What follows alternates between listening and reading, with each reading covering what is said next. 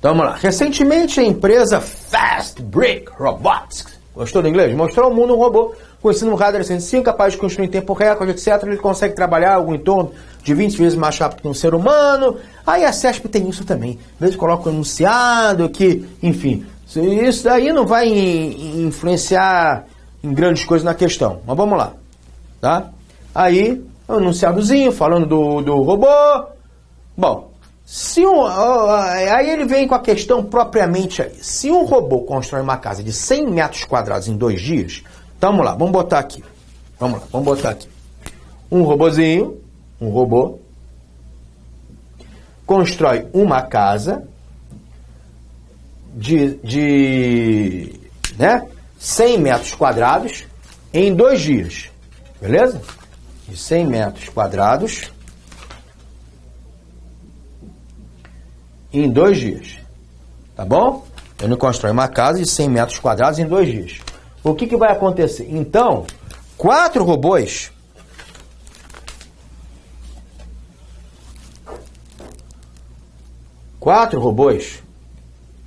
serão capazes de construir 6 casas de 75 metros quadrados em menos de 2 dias. Não sei, X, isso é uma regra de 3 composta. Isso é uma regra de 3 composta. Beleza? Tá? Uma regrinha de 3 composta.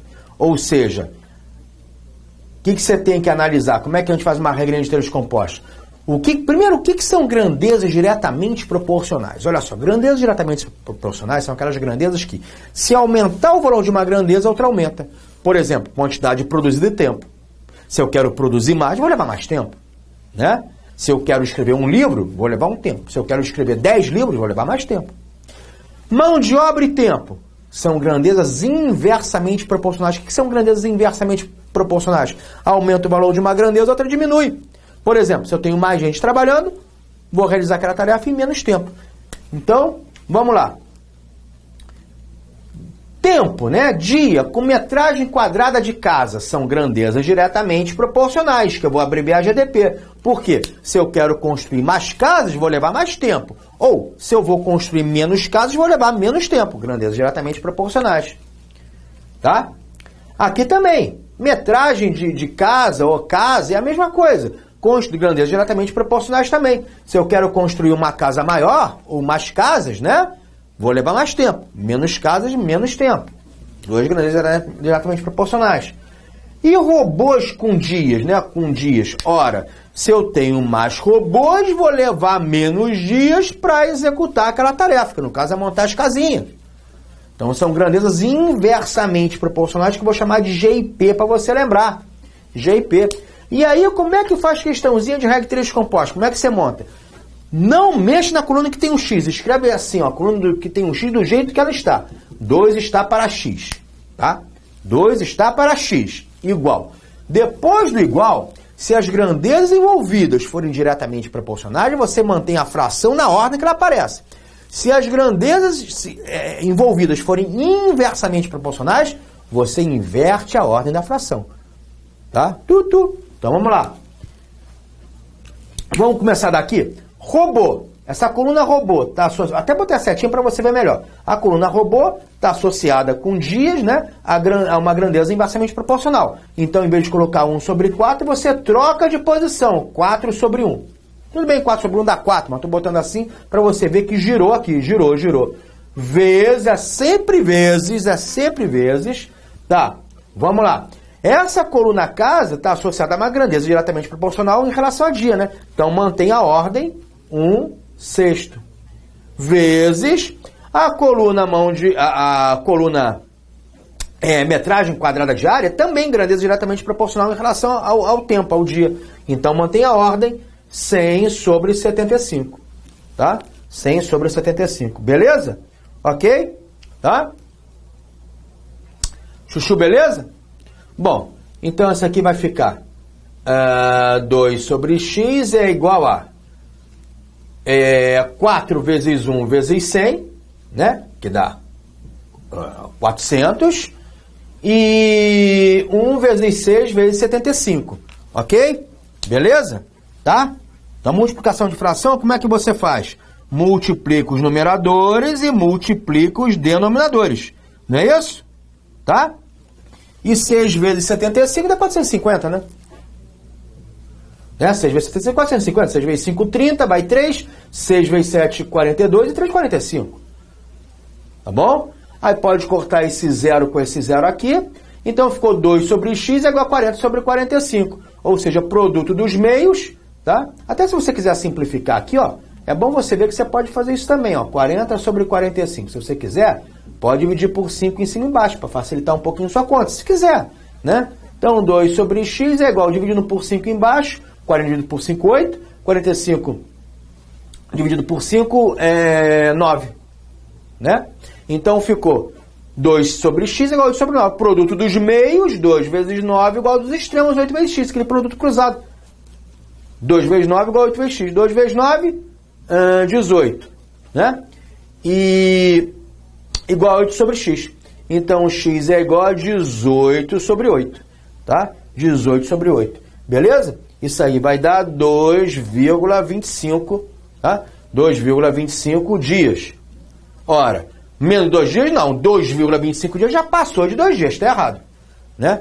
Já passou de 2 dias, beleza? 2,25 dias já passou de 2 dias. Então esse item aí está errado. Errado. Item errado. Fechou? Né?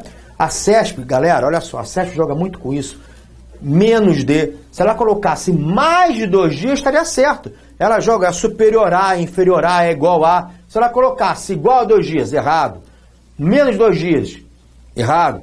Ah, construir mais de 2 dias, certo. Então, às vezes ela joga com isso. Mais de, menos de, igual, superior a, inferior a. Característica da CESP, é verdade. Item errado, regra de 3, composta. Qualquer coisa, fala comigo, hein, gente. No meu e-mail aí. Tem grilo não, estou aqui para ajudar você a passar no seu concurso. Essa é a ideia. Quero que você passe, quero mesmo, seu projeto de vida passar no concurso, beleza, vai passar, tá? Abraça esse teu projeto, estou aqui para ajudar você. Fechado? Então, item 11. Item 12. As prestações de contas das campanhas de 3 candidatos, analisadas por 3 servidores de TRE desse estado, considerando que um servidor pode analisar nenhuma, uma ou mais uma prestação de contas, que por coincidência cada um dos 3 candidatos é parente nos 3 servidores, julgo que se segue a quantidade de maneiras distintas de se distribuir as prestações de contas entre os 3 servidores, de modo que nenhum deles analisa as compras de um parente, é superior a 5. Bom, vamos lá, vamos trabalhar essa questão aí.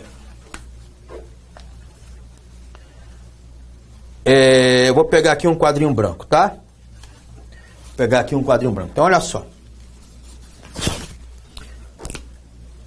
Vamos supor que você tenha, tá? Vamos supor que os candidatos, vou botar aqui. Candidatos. Você tem 3 candidatos, ABC. É isso que diz a questão? Toca a questão aqui, ó. Você tem 3 candidatos, né? Então, vamos supor que os candidatos sejam ABC, tá? Beleza? E os servidores, como diz aqui, ó, 3 candidatos a governador. Então, aqui são os 3 candidatos a governador, tá? E foram analisados por 3 servidores do TRE. Então, vamos supor que os servidores do TRE sejam esses. A, B, C, tá? O que a questão diz? Considerando que um servidor pode analisar nenhuma, uma ou mais uma prestação de contas, que por coincidência, cada um dos 3 candidatos é parente de um dos 3 servidores. Tá? Então, você poderia ter o seguinte, você poderia ter, por exemplo, assim, ó, A, é para botar mais para cá, para abrir espaço para mim. O candidato A, parente de Azinho. Candidato B, parente de Bzinho. Candidato C, parente de Czinho. Tá? Parente. Aí, a quantidade de maneiras distintas se distribuir as prestações de conta entre os 3 servidores, de modo que nenhum deles analise as contas de um parente. Então, nenhum deles analisa as contas de um parente. Então, o que vai acontecer? Por exemplo, o candidato A, ele não pode analisar a conta do parente A, não pode. A questão está perguntando, né? A questão está perguntando a quantidade de maneiras distintas de distribuir as prestações, de modo que nenhum deles analisa as contas de um parente. Então, o candidato A não pode analisar a conta do parente dele. Ele vai poder analisar as contas do candidato B e do C. O candidato B, ele não pode analisar a conta do parente Bzinho. Ele só pode analisar as contas dos parentes A e C. O candidato C não pode analisar as contas do parente dele C. Só pode analisar as contas do parente A e do A e do Bzinho, tá? Então, o candidato A não pode analisar as contas do parente dele A. Só pode analisar as contas do Bzinho e Czinho. Tudo bem? Tá? Então, de modo que nenhum deles analise as contas de um parente. Fechado? Tá? Então,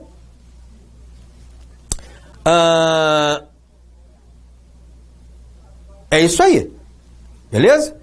Então, o A tem 2 opções de escolhas, B e C. O B também tem 2 opções de escolhas, A e C. E o C tem 2 opções de escolhas, A e C, porque você não pode analisar a conta de parente. O servidor não pode analisar a conta de parente.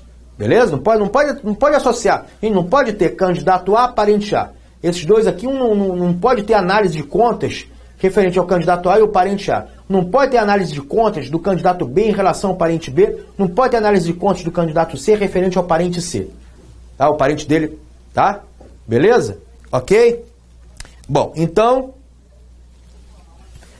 Bom, deixa eu colocar aqui, né? A é parente de A, B é parente de B e C é parente de C. Botar assim ficar melhor, faltou o verbinho aí, né? A é parente de A, B é parente de B, C é parente de C.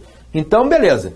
Então, candidato A, servidores Bzinho, Czinho. Candidato B, servidores Azinho, Czinho. Candidato C, servidores Azinho, Bzinho. Tá? Porque C é parente de Czinho, então ambos, né? Um não pode ter análise de conta entre eles. Bzão é parente de Bzinho, então não pode ter análise de conta entre eles. Azão é parente de Azinho, então não pode ter análise de contas entre eles. Beleza. Ora, então de quantas maneiras você pode fazer isso aqui? Você tem 2 possibilidades em relação ao candidato A, né? 2 possibilidades em relação ao candidato B e 2 possibilidades em relação ao candidato C. Questãozinha de análise combinatória, 8 possibilidades, né? O candidato A, olha só, o candidato A tem 2 opções de escolha. Ou ele escolhe o servidor B ou C para analisar as contas dele. O candidato A não pode escolher o parente Azinho dele, não pode. Então, o candidato A, ele só pode escolher para analisar as contas dele o servidor B e C. O candidato B só pode ter as contas analisadas pelos servidores A e C. O candidato C só pode ter as contas analisadas pelos servidores A e B. Então, cada um dos candidatos tem 2 possibilidades de escolhas. Então, 2 vezes 2 vezes 2, 8 maneiras possíveis, tá? Princípio fundamental da contagem que torna o item certo, porque ele está perguntando superior a 5. Torna o item certo. Tá? Tudo bem que nessa questão o número 8 é um número pequeno, você até poderia escrever as opções na mão toda, tá? 8, você até poderia tentar escrever na mão, quer ver? Olha só. Até preparei aqui para você, numa folhinha, as opções, ó. Primeira opção, ó. Segunda, terceira, ó. Quarta, quinta, sexta, sétima, oitava. Ó. Por exemplo, primeira opção. O candidato A teve a conta analisada pelo servidor B. O candidato B a conta analisada pelo servidor C. O candidato C teve a conta analisada pelo servidor A. Então, são as opções que você poderia ter. AB, BC, CB. Estou colocando aqui para você. AB. Já preparei aqui para você, estou colocando, tá? AB. Estou vendo aqui na minha folha as opções que eu já montei aqui para você. CBACA, tá? AC. Tudo bem que assim é mais demorado, né? É mais demorado. 2 vezes 2 vezes 2, princípio fundamental da contagem, análise combinatória, bem mais rápido. Mas só para você ver, como são 8, até com muita atenção você conseguiria fazer. Tá, as 8 opções, ó. A segunda opção, candidato A teve as contas analisadas pelo servidor B. O candidato B, contas analisadas pelo servidor C. O candidato C, contas analisadas pelo servidor B. Ou então, vamos supor, o candidato A teve as contas analisadas pelo servidor C. O candidato B teve as contas analisadas pelo servidor C. O candidato C, contas analisadas pelo servidor B. Então tem todos os casos possíveis. Tá? Todos os casos possíveis. Beleza? Ok? ABBCCA, ABBCCB, ABBACA, ABBACB, ACBACA, ACBACB, né? ACBCCA e ACBCCB, considerando as letras maiúsculas e minúsculas. Mas o ideal, gente, o ideal não era fazer assim, né? O ideal era fazer 2 vezes 2 vezes 2, usar o princípio fundamental da contagem, muito mais rápido para esse tipo de questão, né? Pelo amor de Deus, tá? Mas é isso daí. Então esse item aí, certo, né? 8, 2 vezes 2 vezes 2, 8, superior a 5. Viu aquilo que eu falei? Se ela colocasse igual a 5, item errado. Se ela colocasse inferior a 5, item errado. Errado. Como ela colocou superior a 5, item certo. Tá vendo? Beleza? É isso aí que você tem que ficar ligado na CESP. Tá? Tomar cuidado com isso. Bom.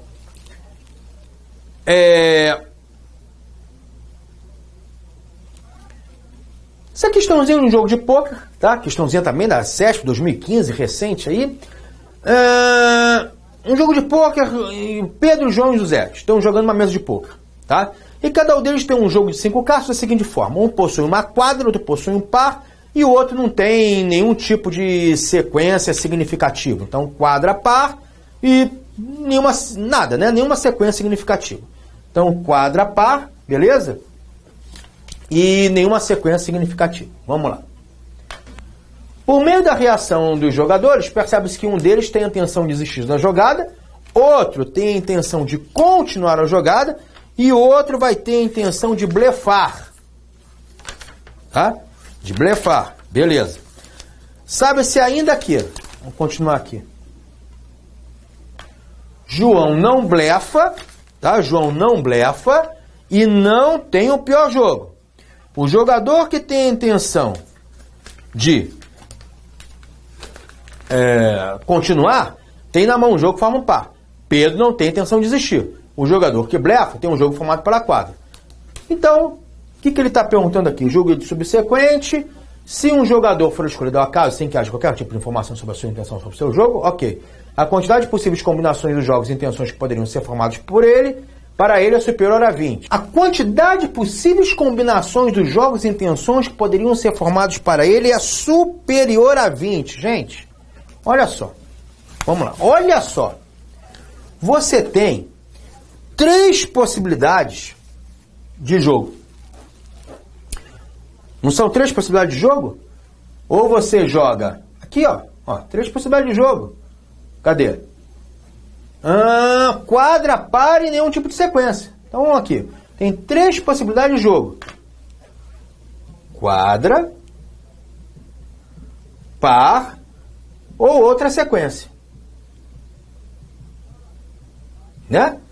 Então, você tem 3 possibilidades de jogo. Não é isso? Quadra, par ou outra sequência. Você tem 3 intenções. Quais são as intenções que você tem? Blefar, né? Blefar. Continuar. Não é isso? Ou desistir. Não são 3 intenções? Tem 3 intenções. Então, se você tem 3 possibilidades de jogo e 3 intenções, por o princípio fundamental da contagem, né? Para cada uma das 3 possibilidades de jogo, você vai ter uma dessas 3 intenções. Blefar, continuar e desistir. Né? Se você jogar quadra, você pode blefar, continuar ou desistir. Pá, você pode blefar, continuar ou desistir. Outra sequência, pode blefar, continuar ou desistir. 3 vezes 3, 9. Tá? Você jogar quadra, pode blefar, continuar e desistir. Joga par, pode blefar, continuar e desistir. Joga outra sequência, blefar, continuar ou desistir. 3 vezes 3, 9 possibilidades, associando cada jogo com a sua intenção. Né? Superior a 20? Não, longe disso, né? Erradíssimo. Superior a... Se ele botasse inferior a 20, estaria correto. Aí sim. Inferior a 20, sim. Não, superior. Tá errado esse item. Beleza? Princípio fundamental da contagem. Gostou? Legal, né? Veja bem, né? Interessante, né? Enunciado longo, né? Enunciado longo e resolução 3x3, 9. É a CESP. Às vezes o enunciado não se intimide com o enunciado longo. Às vezes o tamanho do enunciado não reflete a resolução. 3x3, 9. Acabou. Né? Se dominasse a análise combinatória do princípio da contagem, faria essa questão de cabeça, 3x3, 9. Né? Beleza? Então, não se intimide com o enunciado longo da CESP. Fechado? Então tá. Então, pulei uma aqui, vamos lá. Considerando que P seja proposição, questãozinha, 2014, CESP, a Brasil Central é uma das coisas mais movimentadas do centro da cidade, e lá o preço dos aluguéis é alto. Mas, se o interessado é ter espaço, alugará a pouca distância uma loja por um valor baixo. Julgo itens abaixo subsecutivo a respeito de lógica residencial. A proposição pode ser expressa por Q, E, R, E, se S, então T, em que R e S e T representam proposições convenientemente escolhidas. Vamos lá. Gente, aqui apareceu, a Brasil Central, uma das coisas mais movimentadas do centro da cidade. Então, vou chamar a Brasil Central, é uma das ruas mais movimentadas do centro da cidade, de P. Tá? De P. Vou chamar a Brasil Central, uma das ruas mais movimentadas do centro da cidade, de P. Aqui tem o E. Tá? Apesar, né, que ele chamou aqui de Q, eu vou chamar da letra Q, né? Botei P aqui, mas está chamando QRST, né? Botei é o hábito, né? É o hábito, vou ficar botando P para proposição, né? Então vamos chamar Brasil Central, uma das coisas mais movimentadas do centro da cidade, Q. Aqui é o E. Tá? Então beleza. Então olha só, vamos vendo aqui, já botei o Q, né? O Brasil Central, uma das coisas mais movimentadas do centro da cidade. Apareceu o E aqui, vai comprando comigo. Apareceu o E. Vou chamar de R. O preço dos aluguéis é alto, né? E lá o preço dos aluguéis é alto.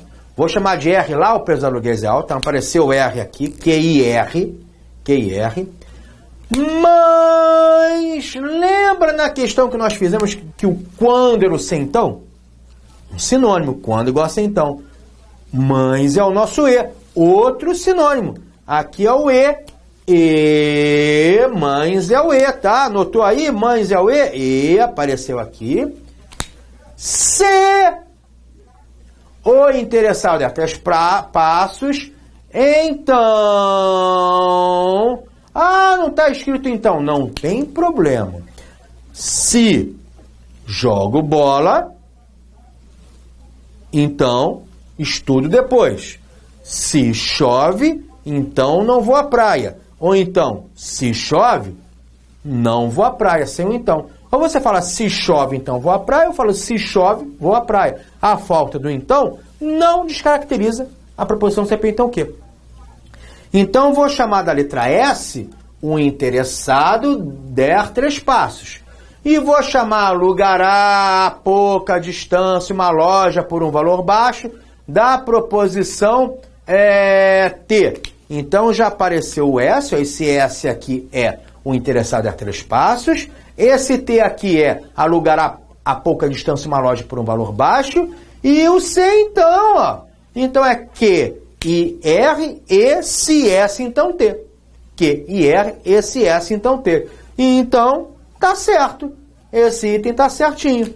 Isso aí mesmo. Ele só usou um sinônimo do E, belezinha, tá certinho esse item. Não vejo nenhum problema. Item certo, aquilo que eu já falei aqui. Essas questões aparecem na CESP. Você tem que saber escrever uma frase que está em português, passa para símbolos.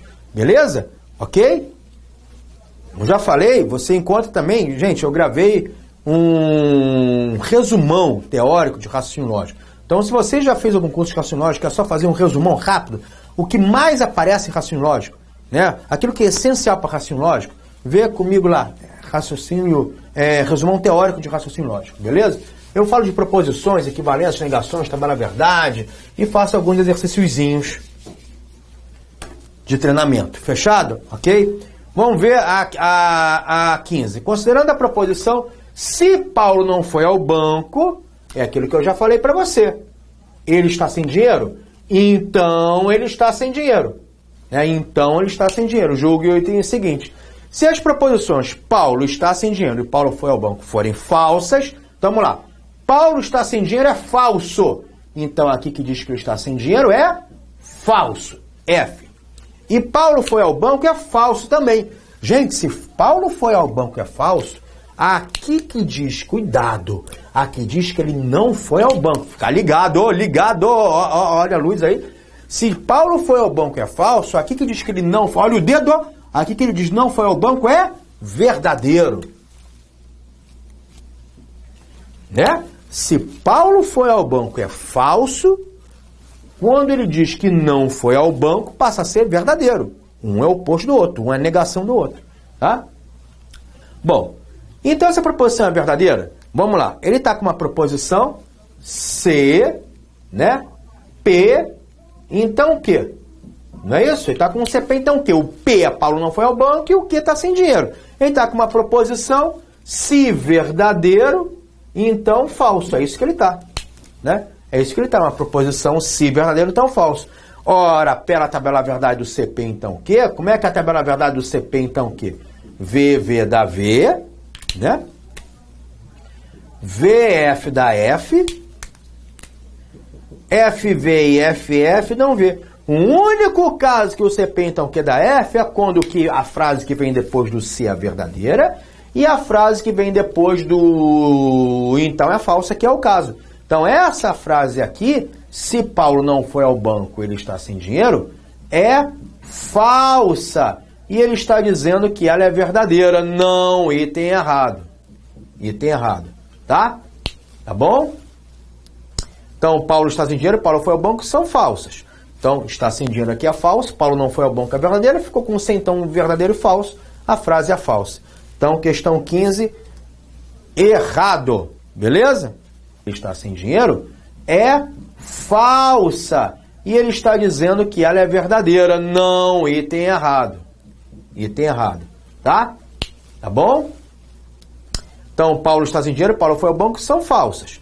Então, está sem dinheiro aqui é falso, Paulo não foi ao banco é verdadeiro, ficou com sem então verdadeiro e falso, a frase é falsa. Então, questão 15, errado. Beleza?